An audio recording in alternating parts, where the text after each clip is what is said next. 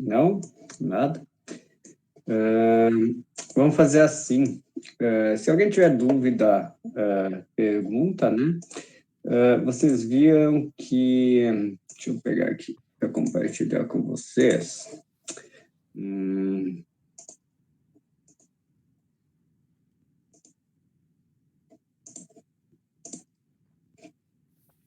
Lá na sala de aula de vocês, em atividades, tá? Eu coloquei um tópico lá, revisão para a prova 1, né? Aí tem 2 testes conceituais lá, um sobre potencial elétrico e outro sobre capacitância, tá? Vamos fazer assim, vocês entram lá, eu vou dar uns 10 minutos para vocês responderem esses testes, depois a gente discute eles, resolvendo, tirando as dúvidas de vocês e enfatizando no que vocês vão errar, né? Tá bom? Pode ser?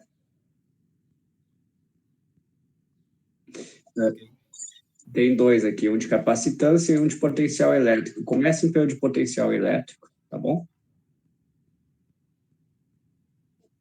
Se alguém tiver alguma dúvida enquanto isso, pode perguntar também.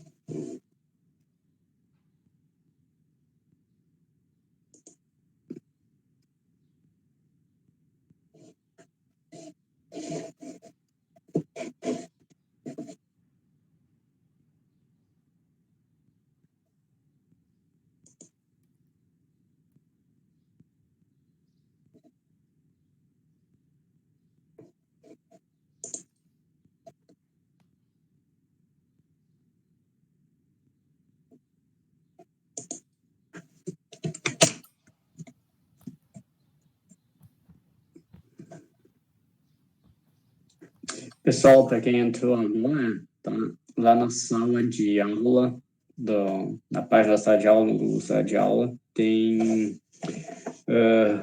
alguns questionários para vocês responderem, tá? Então, respondam os questionários e a gente discute eles daqui a pouco para tirar dúvidas, ok?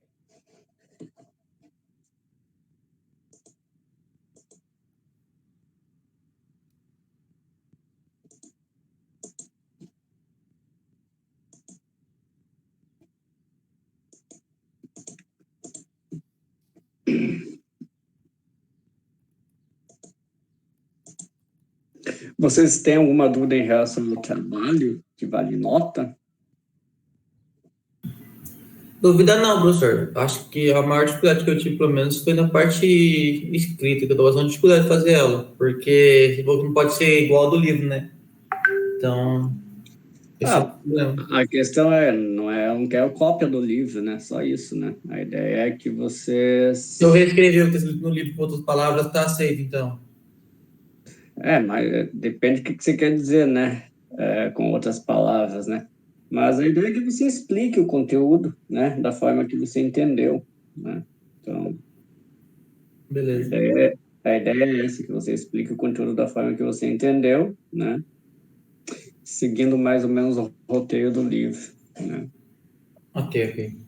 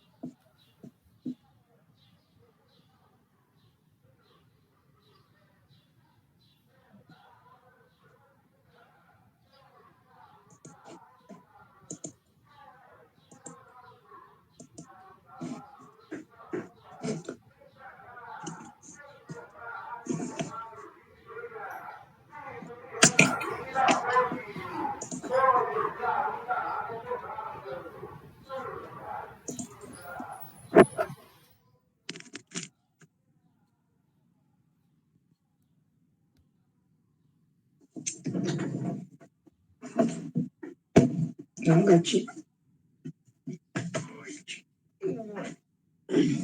Não pode. Sem bagunça.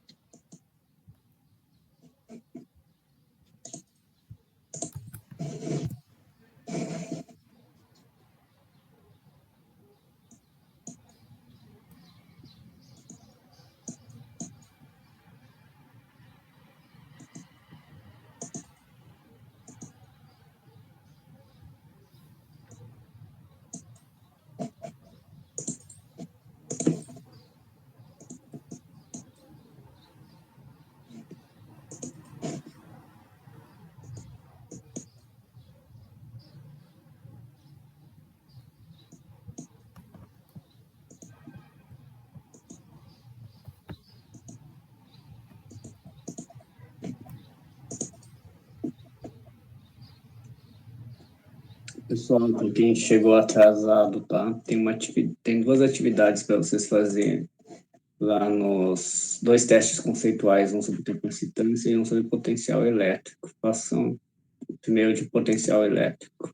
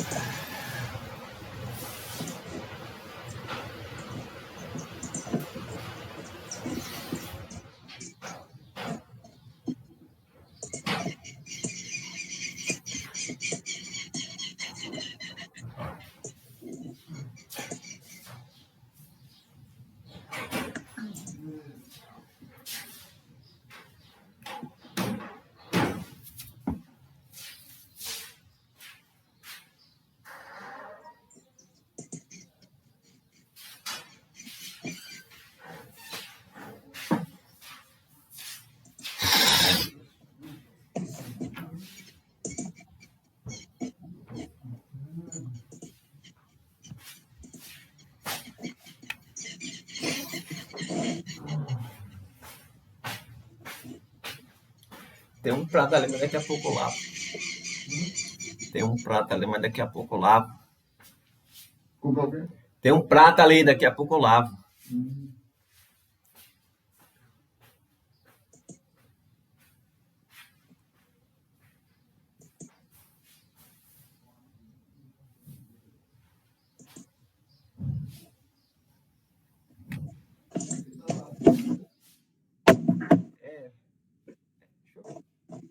Qual é o horário aqui, viu?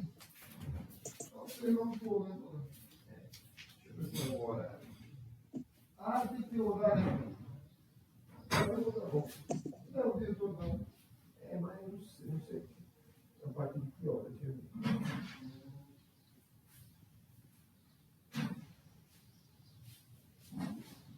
Não fala não, né?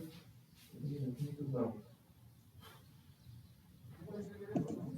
É, não deixa aí.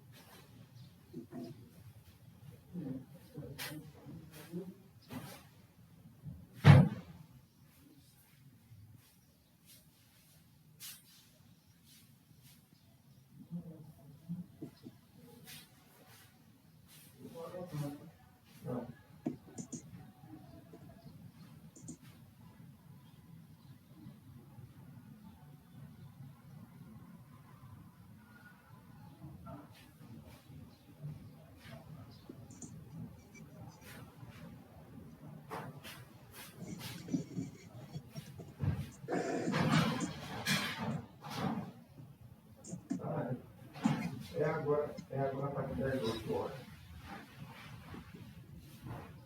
É agora a partir das 8. É até 9 da noite.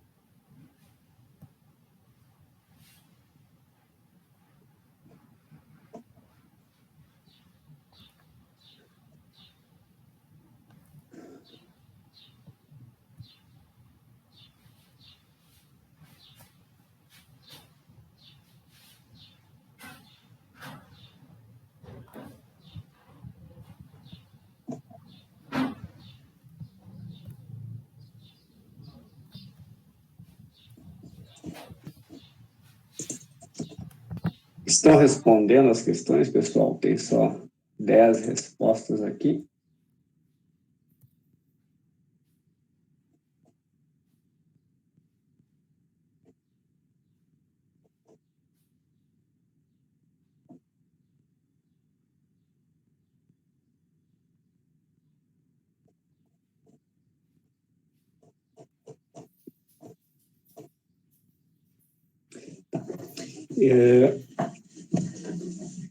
Eu vou começar a fazer a revisão disso daqui, para a gente não perder muito tempo. Tá? Ninguém tem dúvida nenhuma sobre o material da prova, sobre o conteúdo da prova, exercício, os conceitos, nada? O que quer perguntar? Preferem ir direto para isso aqui?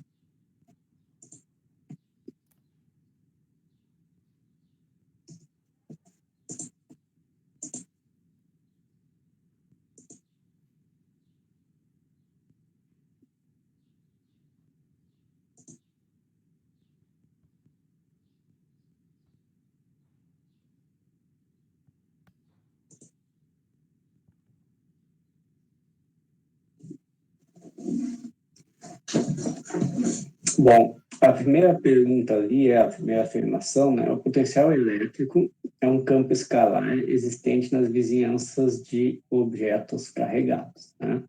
Bom, teve 5 respostas verdadeiras, né? E teve 7 respostas falsas, né? Bom, deixa eu ver. Alguém que respondeu que a resposta é verdadeira. Sim, o potencial elétrico é um campo escalar que existe nas vizinhanças de objetos carregados, né? É aquela história, né? Se você tem uma partícula carregada, né? Um objeto carregado, ele modifica o espaço em sua volta, né? E essa modificação do espaço, a gente viu que ela se manifesta de duas formas, né? Gerando um campo elétrico na vizinhança, né, dessa partícula, só que o campo elétrico é um campo vetorial, né? E também gerando um campo escalar, né? E esse campo escalar é o potencial elétrico, tá? Então, o potencial elétrico é uma quantidade escalar. Alguns livros apresentam ele simplesmente como sendo uma quantidade escalar, mas ele é um campo elétrico. Ele é um campo também, só que é um campo escalar. O que significa dizer que ele é um campo escalar? Significa dizer que ele é definido completamente por sua intensidade, tá? Ele não tem uma orientação, ou seja, não tem uma direção e um sentido, tá? Ele apenas tem uma intensidade, que pode ser positiva ou negativa, essa intensidade, tá bom? Quem que respondeu que era falsa?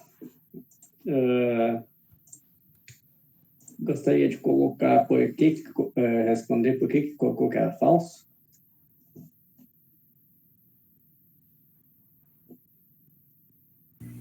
Professor, eu coloquei que era falsa, mas porque eu confundi.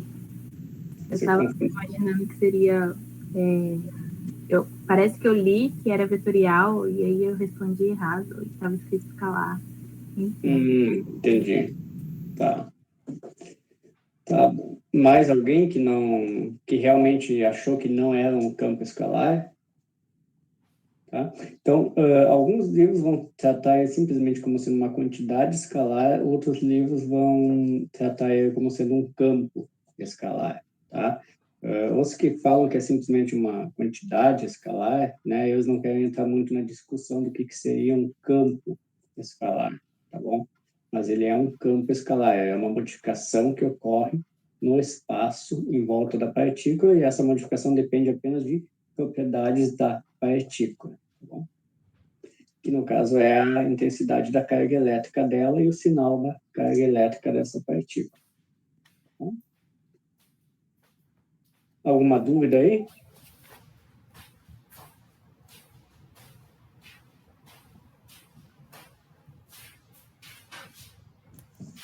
Não? Vamos para outra questão, então.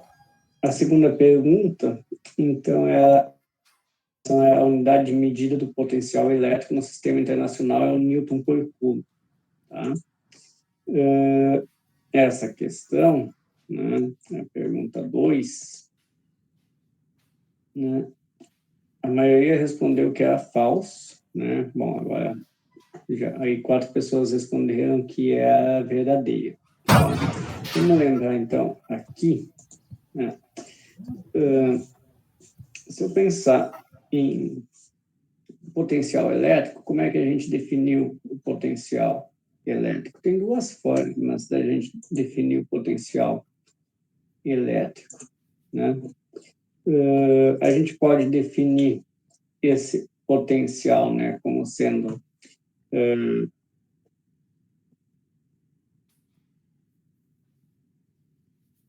Volts ou joule por Coulomb. essa é a unidade de medida, tá certo? Tá? Só queria mostrar outra coisa para vocês.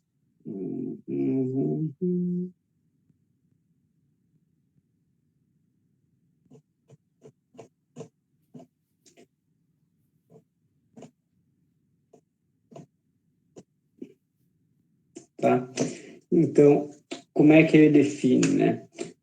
Como é que é definido o potencial elétrico, né? O potencial elétrico é o negativo do trabalho realizado para trazer uma partícula do infinito até uma posição final, dividido pela carga dessa partícula, né? Ou seja, é igual a energia potencial, né, por unidade de carga, né? Então, se é igual a energia potencial por unidade de carga, né? Então, energia potencial é medida em joules, né? Trabalho também é medido em joules, né? E carga elétrica é medida em coulomb, né? Então é medido em joule por coulomb, e essa quantidade de joule por coulomb recebe um nome no sistema internacional de unidades que é o volt, ok? Tá? Outra forma da gente saber que é em joule por coulomb, né? A gente pode... Bom, essa é a melhor forma de saber, não vou confundir vocês, tá? Mas qual que é a unidade de medida de Newton por Coulomb, né, que é o que está sendo afirmado ali, é a unidade de medida do quê?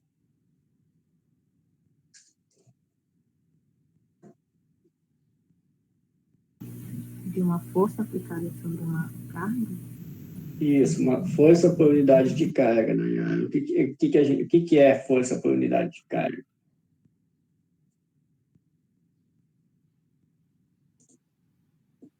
Okay? Então, o trabalho, né, a diferença de potencial,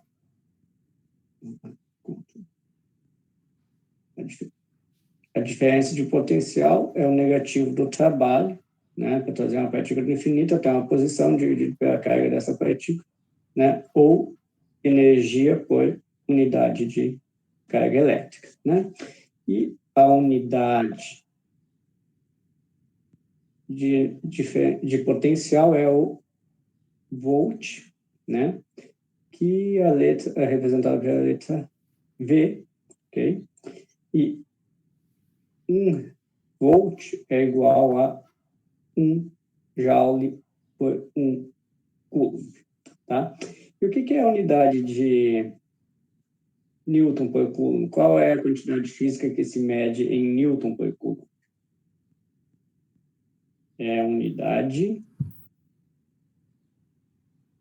de força por unidade de carga elétrica. O que é isso daqui? Campo elétrico? Isso mesmo, Nayara. Quem que respondeu? Stephanie? Isso. Isso, campo elétrico, né, é medido em unidade de força por carga elétrica, Newton por Coulomb. Ok, obrigado, Stephanie. Tranquilo?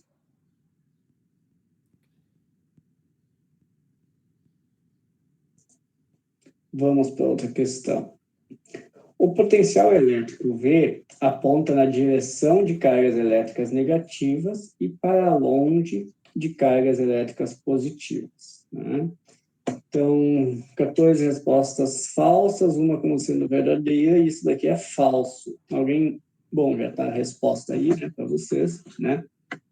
Eu acabei de falar para vocês, né, que o potencial elétrico, ele é um campo escalar, né, ou uma quantidade escalar. Se ele é uma quantidade escalar, né, ele não possui uma orientação, né, não tem uma direção e um sentido, né? Ele é definido unicamente como sendo positivo ou negativo, certo? A intensidade dele me diz qual que é, me define ele completamente, né? Não tem uma direção, tá? Eu coloquei isso daqui de propósito, porque isso daqui os alunos em geral confundem, né? Eles acham que o potencial elétrico, né, ele precisa ter uma orientação, né? Alguns dizem, o potencial elétrico aponta na direção de partículas com carga negativa, né? Porque uma carga negativa produz um potencial elétrico negativo. Aí associam lá com o campo elétrico e acham que o potencial está apontando na direção da carga. Não é isso, tá? O potencial não aponta em direção nenhuma, ok? O potencial é um número, positivo ou negativo, mas ele não aponta em direção nenhuma, ok? Tranquilo? Quem que respondeu que era verdadeira fez essa confusão? Ou tem alguma outra, ou raciocinou de outra forma, que também levou a resposta incorreta? Fui eu, professor, mas eu confundi mesmo. Que então, potencial elétrico não é uma quantidade vetorial, tá bom? É um escalar. Um escalar não tem orientação. A quarta questão aqui, o trabalho realizado sobre uma carga elétrica de prova para deslocar entre dois pontos sobre uma superfície equipotencial é sempre zero. Verdadeira ou falsa, né? Essa resposta aqui é verdadeira, né? Bom, o que a gente tem? Vamos pegar quatro respostas, só quatro pessoas colocaram como falsa, tá? Vamos pegar o Halliday aqui e vamos lá nas equipotenciais. Tá? Então, o que são superfícies equipotenciais? Superfícies equipotenciais são superfícies definidas na vizinhança de objetos carregados, ou numa região onde existe um campo elétrico, né? Essas superfícies equipotenciais, né, elas sempre são perpendiculares à orientação do campo elétrico, então elas definem um plano, né? E esse plano é perpendicular, né, faz um ângulo de 90 graus com a direção do campo elétrico naquele ponto, tá? E elas têm o mesmo potencial elétrico, né? Então, qualquer ponto sobre uma superfície equipotencial, né, como o próprio nome diz, equipotencial, tem o mesmo potencial elétrico, né? Bom, quando a gente calcula o trabalho realizado pelo campo elétrico, né, para deslocar uma partícula sobre uma superfície equipotencial, imagina que eu tenho aqui, vou desenhar as linhas de campo, tá?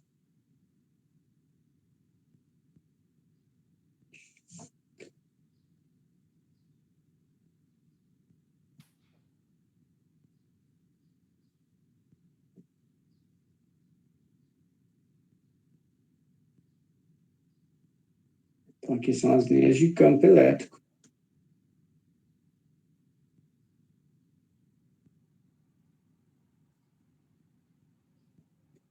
E aí, em laranja, né, eu teria as minhas superfícies equipotenciais, né, sempre perpendiculares ao campo, certo? Essas aqui são as equipotenciais.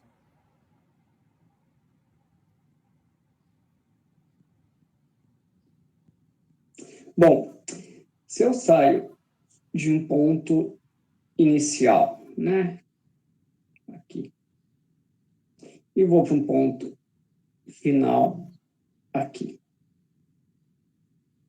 Ok? O que acontece? Ou eu vou chamar esse daqui de ponto final F1 e um outro ponto aqui, F2, né? Então, o trabalho do ponto inicial até o ponto final F2, né, que está sobre uma mesma superfície equipotencial, né? O que vai ser isso daqui, né? Vamos pegar a definição do Halliday aqui, né?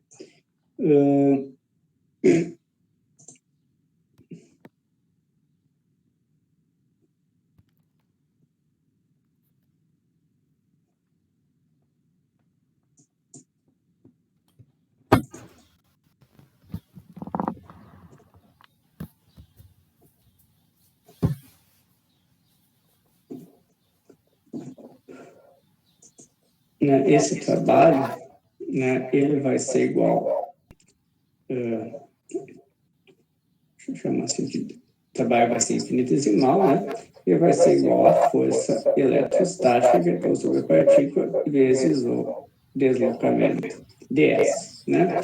Bom, se a partícula está aqui, e se vamos dizer que é uma carga eletrônica positiva, certo? Para onde que aponta a força elétrica? Aponta na mesma direção do campo, certo?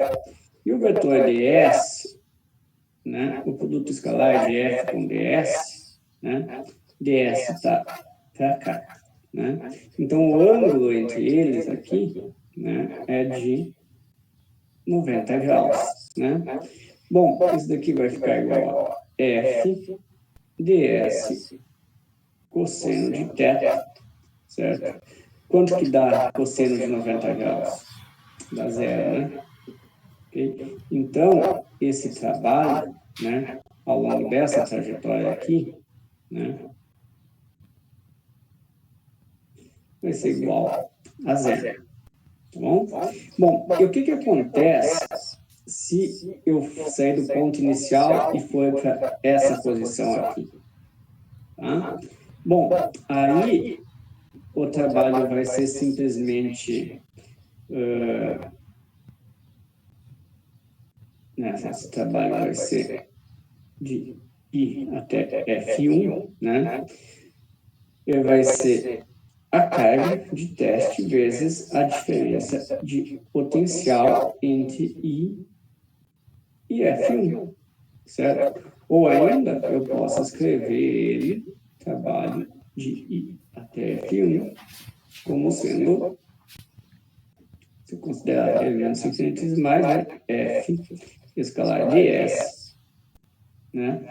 Agora, o ângulo entre eles é de zero, né? Então, isso daqui vai ficar simplesmente f ds, né? E quando eu fizer a integração, né, isso de I até F1, isso daqui vai me dar F vezes a distância D, ok? Ok?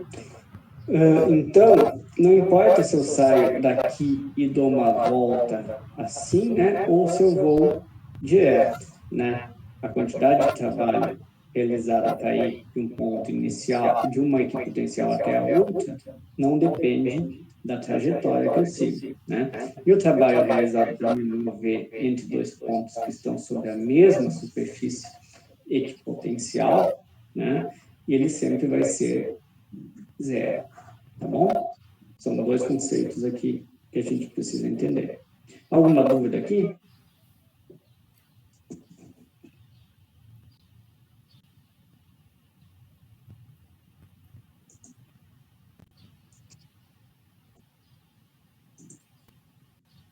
Não?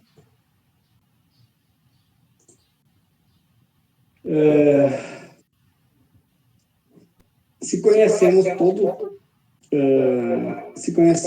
o campo elétrico E em todos os pontos de uma região, podemos calcular as componentes do potencial elétrico em cada direção, né, pela derivada parcial do campo elétrico naquela direção, né? Essa questão aqui, ela é falsa, né? 8 pessoas só responderam que era falsa e 13 responderam que ela era verdadeira, tá? Bom, vamos lá, então.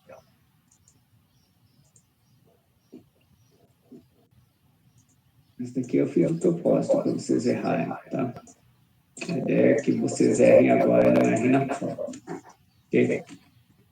Então, vamos pegar esse mesmo diagrama que a gente tinha aqui, né?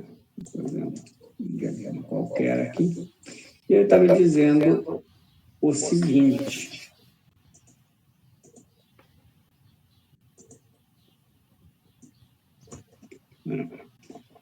Se conhecemos o campo elétrico em todos os pontos de uma região, né? Isso significa que eu tenho uma região aqui, né? Onde eu conheço o meu campo elétrico E, né? Não importa se esse campo é uniforme, como é que ele é, mas eu sei como ele é, né? Eu tenho uma função, né? No campo elétrico E, né? E ele está me dizendo que se eu conheço o meu campo elétrico, né? Eu vou calcular o potencial V, né, como sendo a taxa de variação em relação a cada direção, né, de E, né? Isso aqui está completamente errado, né?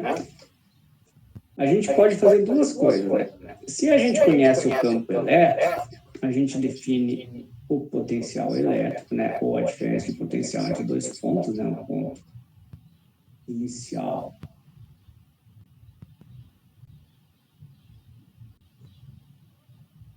e um ponto final F, né?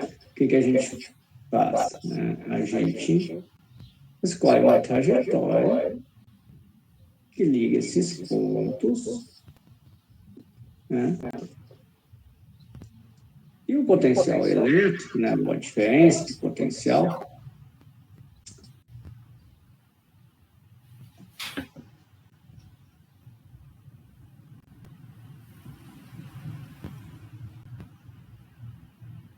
é definida como sendo negativo, né? A integral de I até F de E escala 10, certo? Né? Bom, se eu conheço o campo elétrico, então sim, eu consigo calcular o potencial, mas ele é dado por essa expressão aqui, e não pela afirmação que está sendo feita aqui, né? Podemos calcular componentes do potencial elétrico em cada direção pela derivada parcial do campo elétrico naquela direção. Lembre que o potencial elétrico, né, ele é uma quantidade escalar, né, é um campo escalar.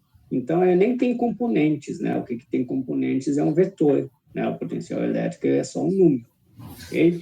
Bom, por outro lado, né, se eu conheço as superfícies equipotenciais, né? Se eu conheço o potencial elétrico, né? Digamos que eu tenho um mapeamento do potencial elétrico, né? V, né?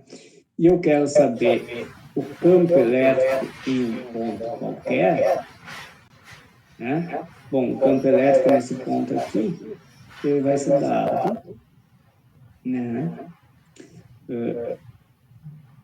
E, né, ele vai ter componentes EX na direção de I, mais um EY na direção de J, mais um EZ na direção de K.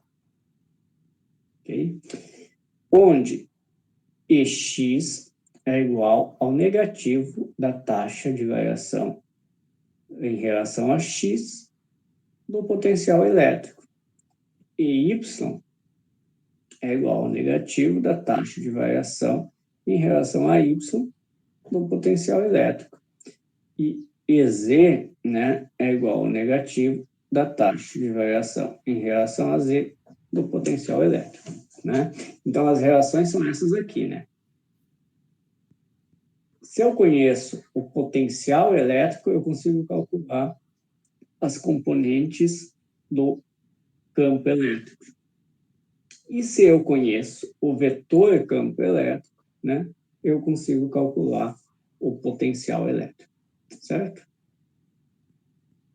Alguma dúvida aqui?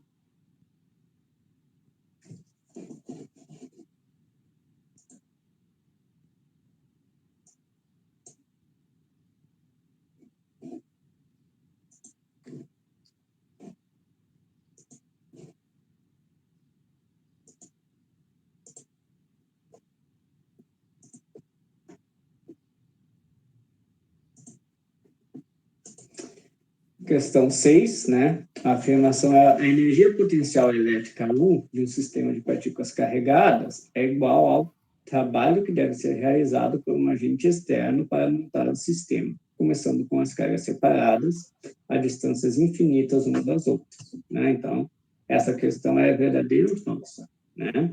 Ela é verdadeira, né? Essa é exatamente a definição da energia potencial elétrica de um sistema de partículas, né? Então, como é que a gente faz isso daqui, né?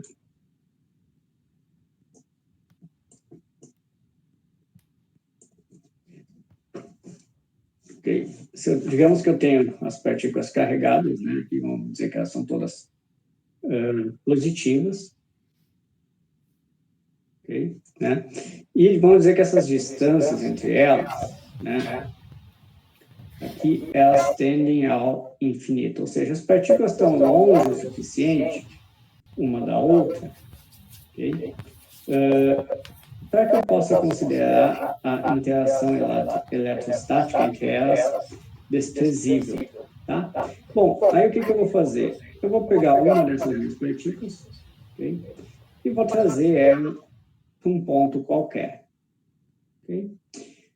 Como não tem nada aqui, esse espaço é o vácuo, né? Para trazer essa partícula para cá, não foi realizado nenhum trabalho, certo? Bom, uma vez que eu coloquei essa partícula aqui, então, por conveniência, tá? Eu vou colocar o meu sistema de coordenadas, né, sobre essa partícula aqui, né, para ficar mais fácil de fazer os cálculos, né? Então, eu tenho x, y e z, tá? Bom, agora, essa partícula aqui, né, ela tem um campo elétrico em suas vizinhanças. Quando eu for trazer essa segunda partícula, né, e colocar ela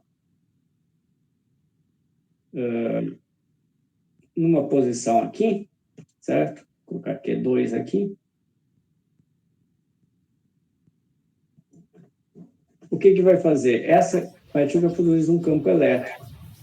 A carga dessa partícula, Q2, né, ela interage com este campo elétrico, né?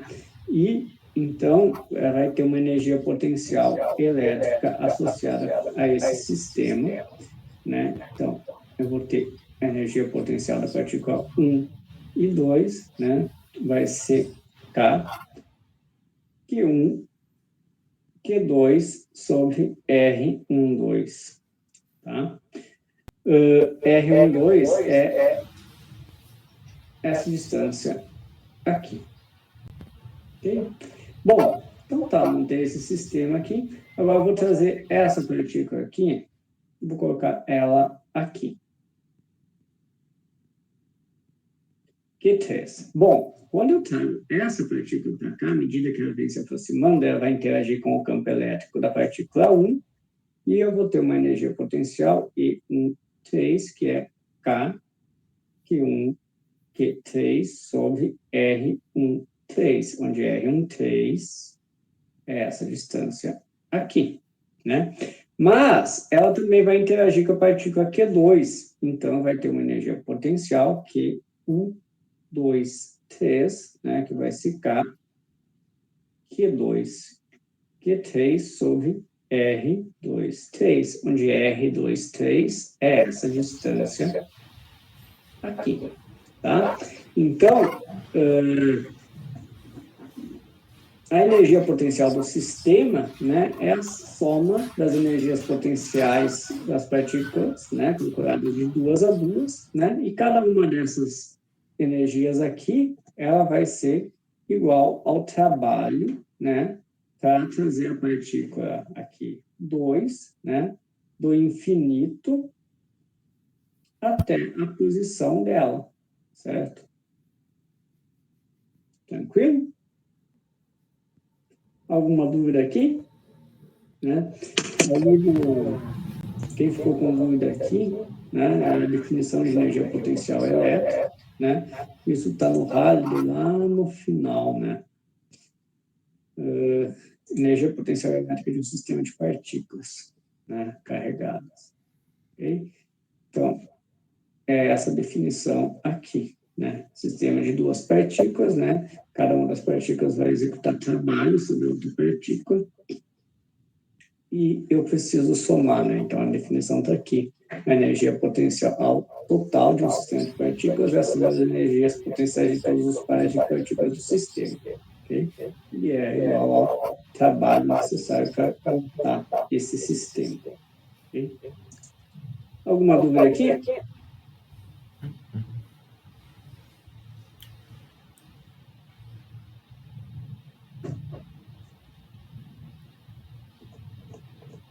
Não? Bom, a última questão é: o valor do potencial elétrico no interior de um condutor carregado é sempre zero. Isso é verdade ou é mentira? Né? Isso é mentira, tá? É falso. Tá? A gente sabe, né, que qualquer excesso de carga no condutor, né, vai se distribuir na superfície do condutor, né, de tal forma que o potencial elétrico, né, é em qualquer ponto, né, seja constante, né, seja esse ponto interno ou externo ao condutor, né. Lembrando que o que é nulo no interior de um condutor carregado é o campo elétrico, né. O potencial elétrico, ele vai ser constante, tá bom? Isso daqui também está definido aqui no final do Halliday, né?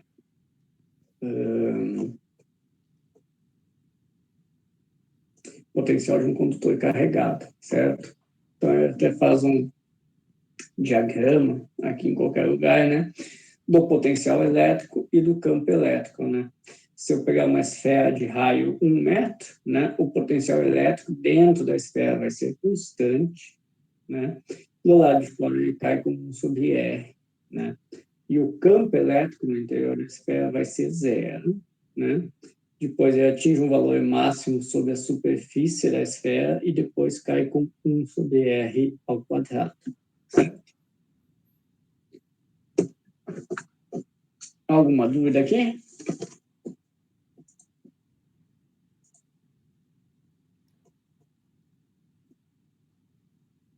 Não?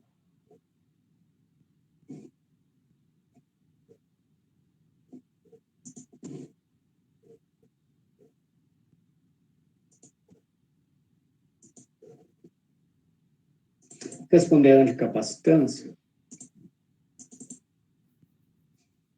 Ainda não, professor. Espera aí, 2 minutos. Começar.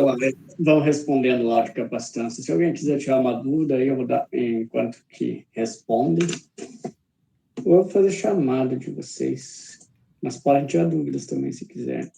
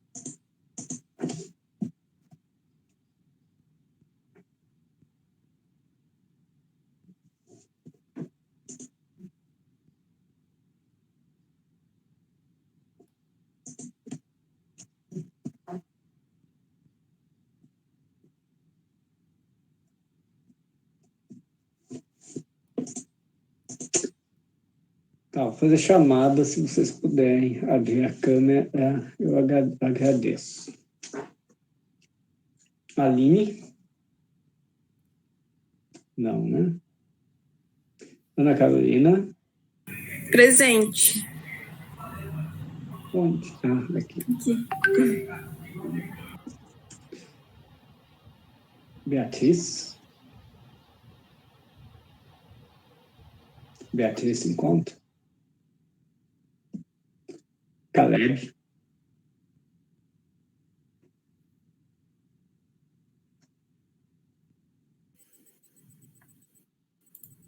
Não.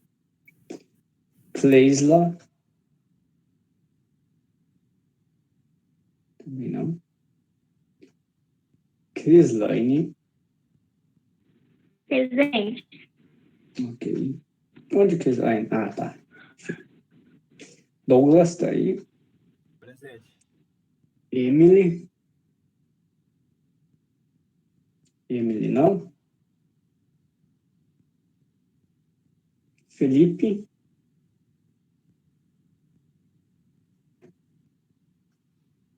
Flávia? Presente. Onde, Flávia? Eu tô sem câmera, professor. Tá bom. Gabriela? Presente. Ok, obrigado. Yasmin? Presente. Ok. Isabel? Presente. Ok. Ítalo? Jorge? Presente. Ok. Juan?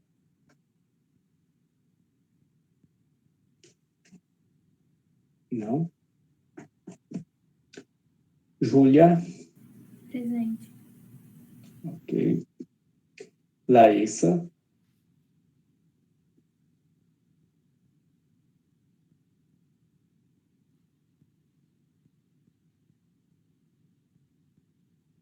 Lívia? Não. Nayara? Presente. Ok. Natália? Presente, professor. Ok. Natiele? Presente, professor. Ok. Pedro Henrique? Presente, professor. Pedro Henrique Violi? Onde? Não? Presente, professor. Ok. Pedro Henrique dos Santos? Presente. Pedro Noda? Priscila? Presente, professor. Ok. Rafaela? Presente. Ok. Stephanie? Presente. Ok. Tainara?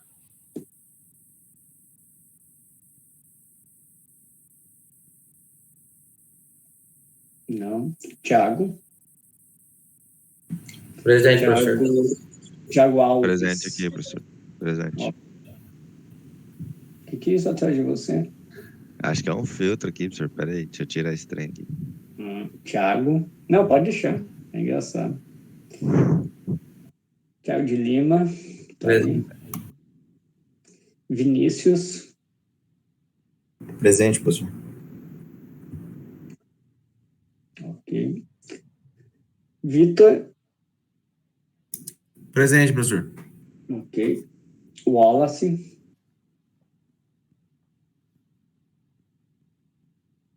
Não. Wender? Presente, professor. Ok. Wallace tá aí, né? Wallace. Presente, professor. Caí aqui rapidinho. Ok. Vocês estão estudando para essa prova, povo?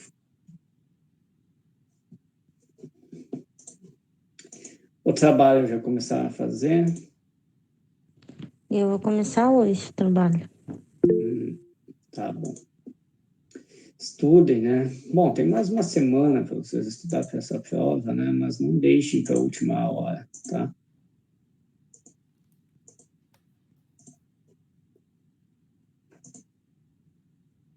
Se tem algum problema, algum exercício que vocês querem que eu faça na próxima aula, vocês me avisem, tá? Me mandem um e-mail.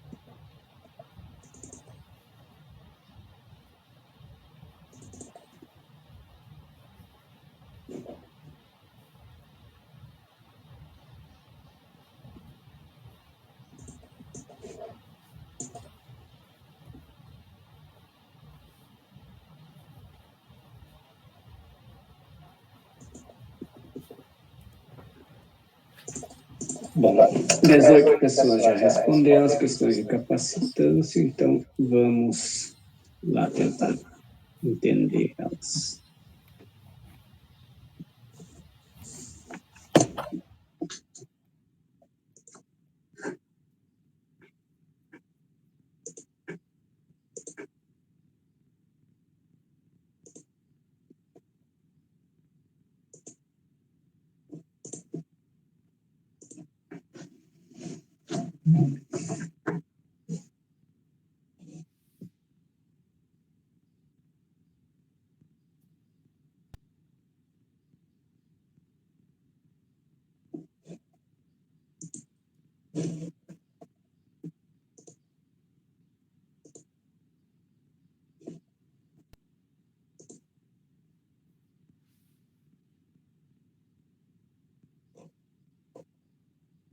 Bom, pergunta 1.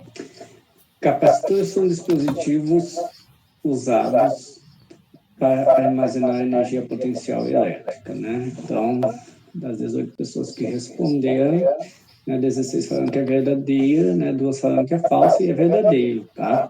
O que o capacitor faz, né? O capacitor, ele acumula cargas elétricas em suas placas, né, nas placas do capacitor, e à medida que ele vai acumulando essas cargas elétricas, né, lembra que para cada par de partículas carregadas é associada uma energia potencial elétrica, né? Então, você acumula muitas cargas nas placas do capacitor, né? Você está acumulando energia potencial elétrica, né? Então, é essa a função do capacitor, né?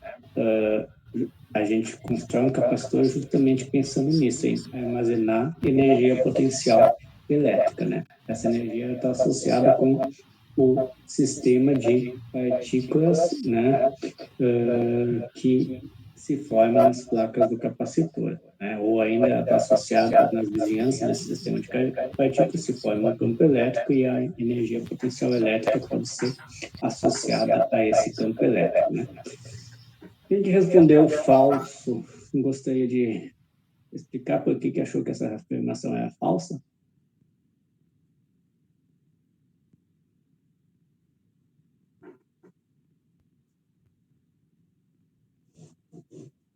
Não, tudo bem, então. Tá. 2. Um capacitor é um dispositivo formado por 2 placas isolantes que armazenam cargas elétricas de sinais opostos e são conectados entre si por meio de um condutor, né? Bom, aqui metade das pessoas respondendo que é verdadeiro, metade respondendo que é falso, né? Daí é completamente falso, né? Veja bem o que está escrito aqui, né? O capacitor é um dispositivo formado por 2 placas isolantes. Não, né? O capacitor é formado por placas capacitoras, né? Desculpa, por placas condutoras, né? Essas placas armazenam cargas elétricas de sinais opostos e são conectadas entre si por meio de um condutor. Não, né? Se eu conectar as placas de um capacitor por meio de um condutor, ele deixa de ser um capacitor, né? Porque daí vai fluir, as cargas elétricas vão fluir de uma placa para outra, né? E eu não vou mais ter um capacitor, né? Então, aqui no início de capacitância, né? Na nossa aula de capacitância, ou no livro ali sobre capacitância, né? A gente definiu o que é um capacitor. Ok? Né? Então, eu tenho 2 placas condutoras, né? 2 condutores isolados entre si, separados por uma determinada distância, né? Então, isso que é um capacitor. As placas são condutoras e elas não podem estar conectadas, né? Elas podem ter um isolante aqui no meio, ou seja, um material dielétrico, mas nunca estarem conectadas entre si por um condutor, né? E são placas condutoras, não placas isolantes, certo? Quem respondeu errado isso aqui, respondeu errado porque se enganou, né? Bastante gente errou, ou realmente achou que eram placas isolantes.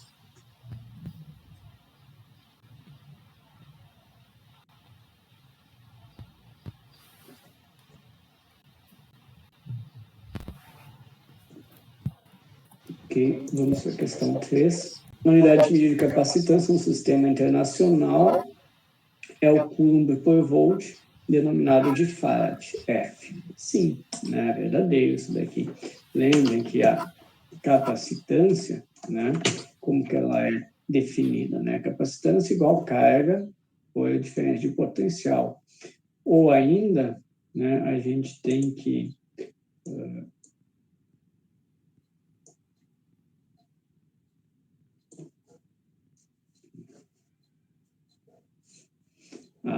a carga armazenada nas placas de um capacitor é igual à capacitância do capacitor vezes a diferença de potencial, né? Então, a capacitância vai ser a carga armazenada nas placas dividido pela diferença de potencial.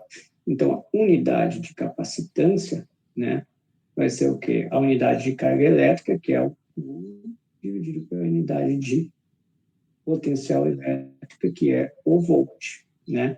E essa unidade a gente chama de F, né? E é o Farad, né? Em homenagem ao Michael Faraday, certo?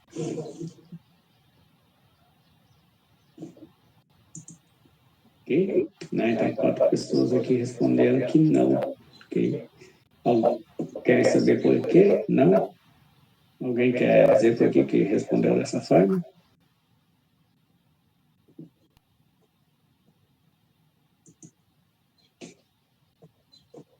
A questão 4, a energia potencial elétrica armazenada em um capacitor está associada ao campo elétrico existente na região entre as placas do capacitor. É numericamente igual ao trabalho realizado por um agente externo para carregar o capacitor, né? Essa afirmação é verdadeira, né? Então, quando eu armazeno cargas elétricas nas placas do capacitor, né, se forma um campo elétrico na região entre as placas, certo? Então, tem o meu capacitor aqui, se forma um campo elétrico, né, e a energia está associada com esse campo elétrico. Então, a energia é armazenada nessa região existente entre as placas, né? Bom, e essa energia, sim, ela é igual ao trabalho executado por um agente externo para carregar esse capacitor. O que é esse agente externo, né? Normalmente, esse agente externo é uma bateria ou é uma tomada, né? Uma fonte de tensão. Então, essa fonte de tensão, que no capítulo 27 a gente definiu como sendo a força eletromotriz, né? Ela executa trabalho sobre as cargas elétricas para deslocar essas cargas dos terminais da bateria até as placas do capacitor, né? E a energia armazenada no capacitor vai ser igual a esse trabalho realizado pelo agente externo, que é a nossa fonte de tensão, certo? Tranquilo? Alguma dúvida aqui?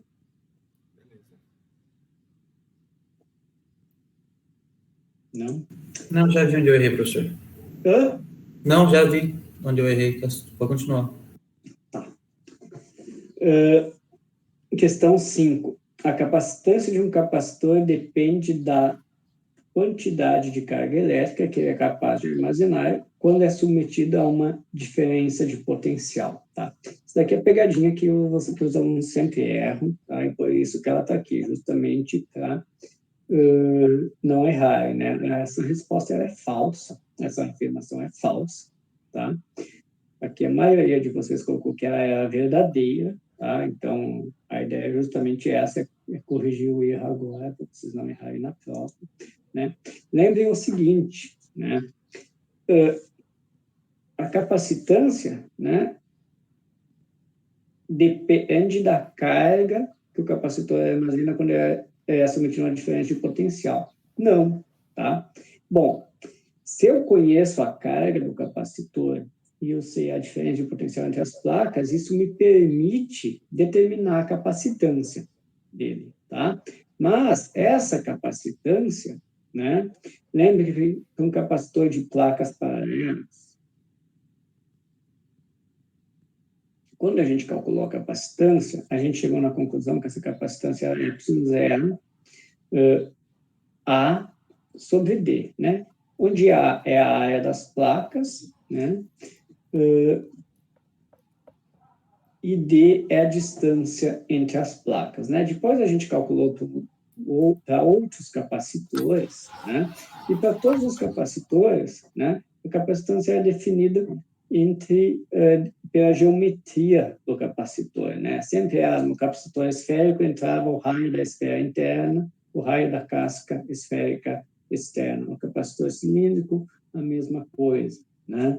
Então, a capacitância de um capacitor, ela não depende, né? Ela não é definida pela diferença de potencial a qual o capacitor é submetido. Claro que se eu colocar se eu pegar o meu capacitor, colocar ele numa bateria de 10 volts, ele vai armazenar uma determinada quantidade de carga elétrica. Se eu colocar na bateria de 20 volts, ele vai armazenar mais cargas elétricas, tá? Mas isso é porque a quantidade de carga que pode ser transferida para as placas depende da diferença de potencial, mas a capacitância do capacitor ela é uma propriedade que só depende dele, né? Nessas duas situações que eu descrevi, embora a carga seja diferente, a carga armazenada seja diferente, a diferença de potencial seja diferente, a capacitância do capacitor permanece a mesma, tá? Então, a capacitância de um capacitor ela depende só das propriedades geométricas do capacitor, né?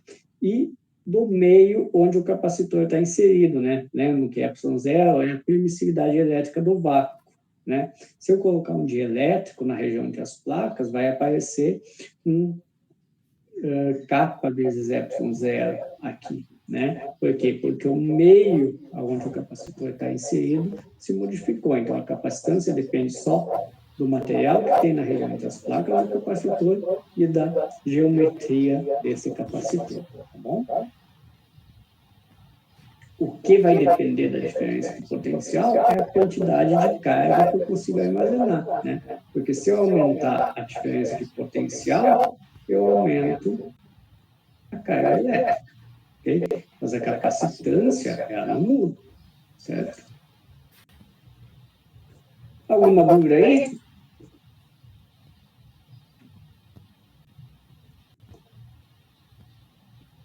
Então, a capacitância ela não depende da quantidade de carga elétrica e nem da diferença de potencial. 6. A capacitância equivalente de dois ou mais capacitores conectados em paralelo é igual à soma das capacitâncias individuais de cada um dos capacitores, né? Essa daqui é verdadeira, tá? Lembram, olhem lá a seção lá de combinação de capacitores, né? Ou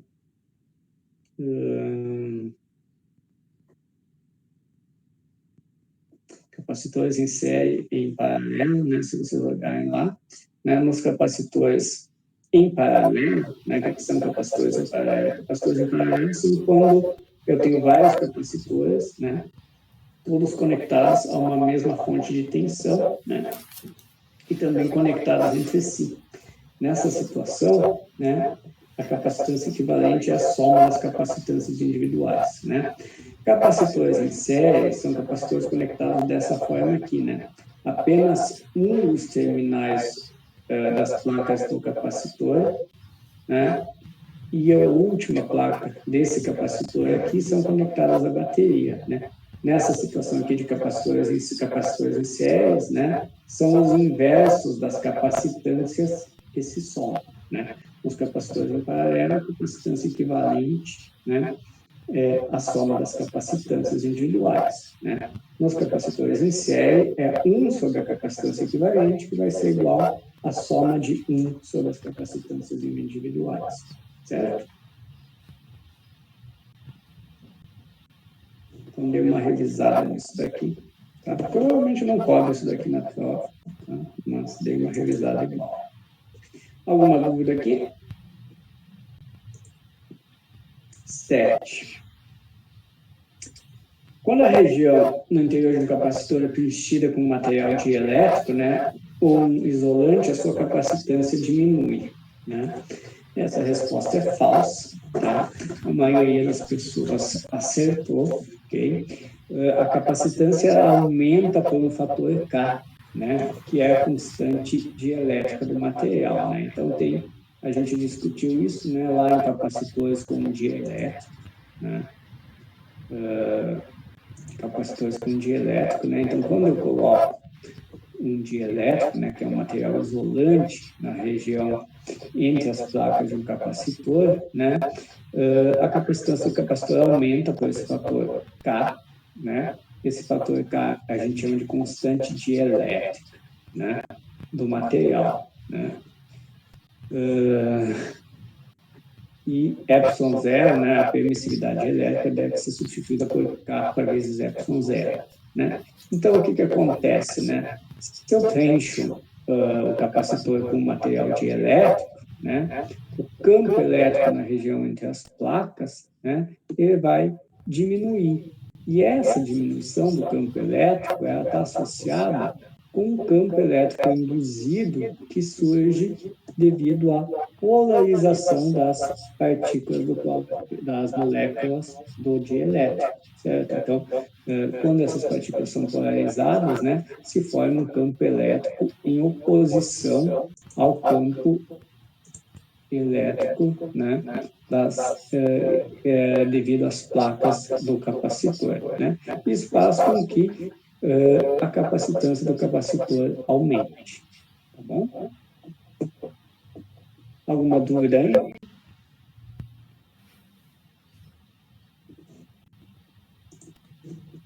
E a última questão, acho que é exatamente isso, né? As alterações na capacitância, na energia armazenada no campo elétrico de um capacitor preenchido com material dielétrico estão associadas com a polarização induzida nas moléculas do material dielétrico devido à ação do campo elétrico produzido pelas placas do capacitor. Exatamente, verdadeira, né? É o que eu expliquei antes. Quando eu submeto um capacitor com um dielétrico à ação de um campo elétrico externo, né? Ou seja, esse campo elétrico externo é um campo que tem devido à carga nas placas do capacitor, né? O que acontece? Ocorre uma polarização das moléculas.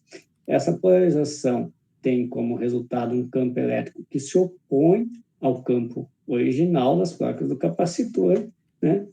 E é daí que surge a alteração na capacitância, né? O aumento da capacitância, né? A diminuição da energia armazenada, né? E aí os outros efeitos que ocorrem, certo? Então, seria isso. Alguém tem alguma dúvida? Alguém quer tirar alguma dúvida sobre algo específico?